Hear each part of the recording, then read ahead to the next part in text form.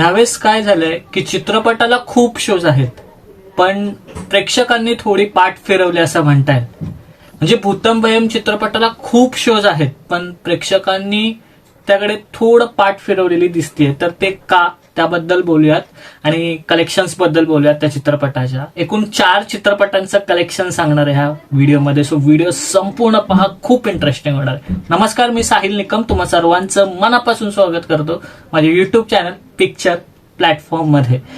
So खूप कमी channels आहेत युट्यूब चॅनल ते मराठी चित्रपटांचं कलेक्शन सांगितलं जातं, तर त्यापैकी एक चॅनल आहे, त्यामुळे नक्की सबस्क्राईब करा आणि व्हिडिओला ह्या हाईप करायला विसरू नका. कमेंटच्या बाजूला हाईप बटन आहे, जेणेकरून व्हिडिओ पुढे जाईल. सो जसं मी सुरुवातीला सांगितलं की भूतम भयम चित्रपटाला तेवढं प्रेक्षक वर्ग मिळत नाहीये आणि त्याबद्दल पहिलं तर त्याचं कलेक्शन जाणून घेऊया.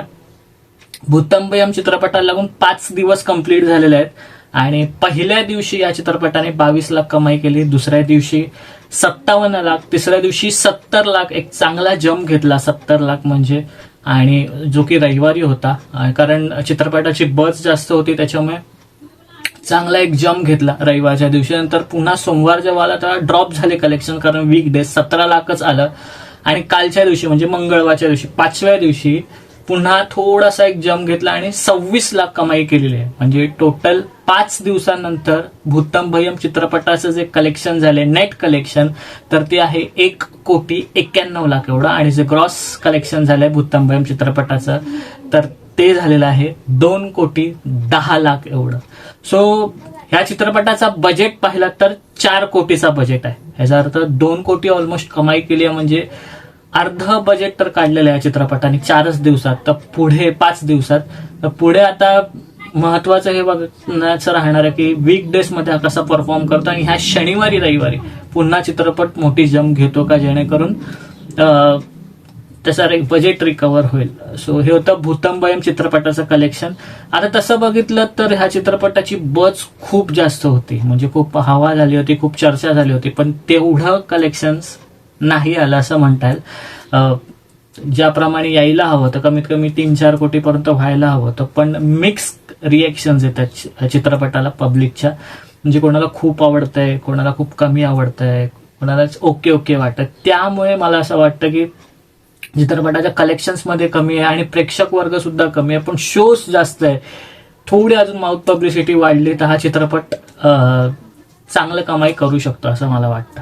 सो आता येऊयात की एक होतं माळीन ह्या चित्रपटाचं कलेक्शन किती झालंय. तर एक होतं माळीन चित्रपटाला लागून 5 दिवस कंप्लीट झालेले आहेत. पहिल्या 2 दिवशी 3-3 लाख एवढी कमाई केली, तिसऱ्या दिवशी म्हणजे रविवारी 7 लाख आणि पुन्हा 4थ्या आणि 5व्या दिवशी फक्त 2-2 लाख. म्हणजे ह्या चित्रपटाकडे थोडं इग्नोरन्स होत आहे कदाचित भूतम भयम चित्रपटामुळे असं मला वाटतं.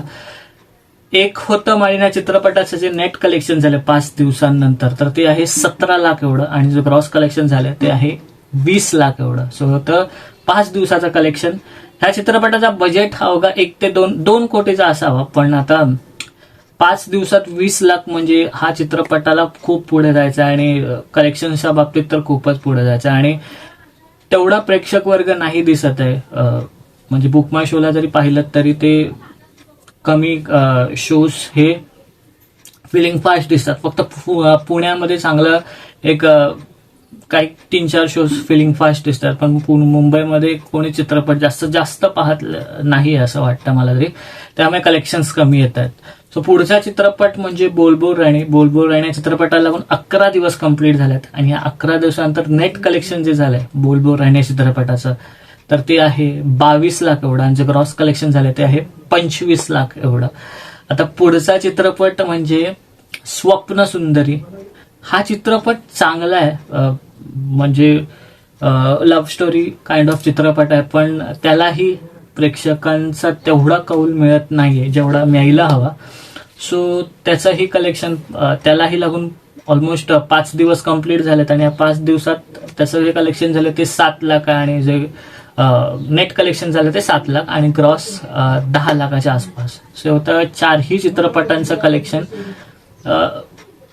तसं बघायला गेलं तर भूतम भयम बऱ्यापैकी कमाई करतोय, पण अजूनही त्याला पुढे जायचं आहे. तर येणाऱ्या जे चित्रपट आहेत म्हणजे पुढच्या हप्त्यात जो येईल चित्रपट ज्याची खूप चांगली हवा आहे, म्हणजे बज चांगला क्रिएट झालाय.